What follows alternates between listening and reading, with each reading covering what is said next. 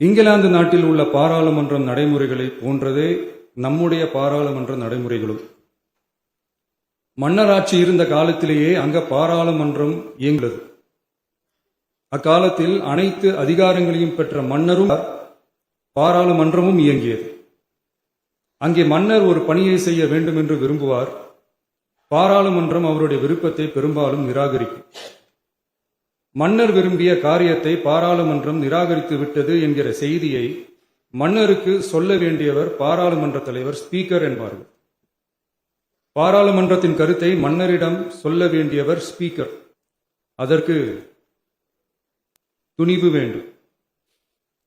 சில பணிகள் செய்வதற்குத்தான் பாராளுமன்றத்தின் அனுமதி வேண்டுமே தவிர அந்த ராஜ்யத்தில் உள்ள எந்த பிரஜைக்கும் மரண தண்டனை விதிக்கும் அதிகாரம் மன்னருக்கு உண்டு.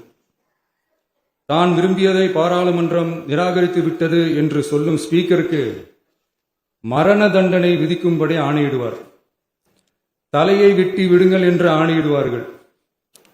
இது பலமுறை நடந்ததால் யாருமே இந்த ஸ்பீக்கர் பதவிக்கு வர விரும்ப மாட்டார்கள்.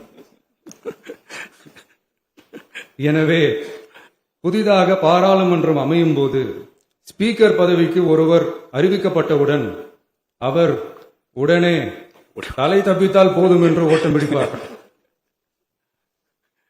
அணை முன்னவரும் எதிர்கட்சி தலைவரும் அவரை தடுத்து நிறுத்தி அவர் கைகளை பிடித்து இழுத்து வந்து ஆசனத்தில் அமர வைப்பார்கள்.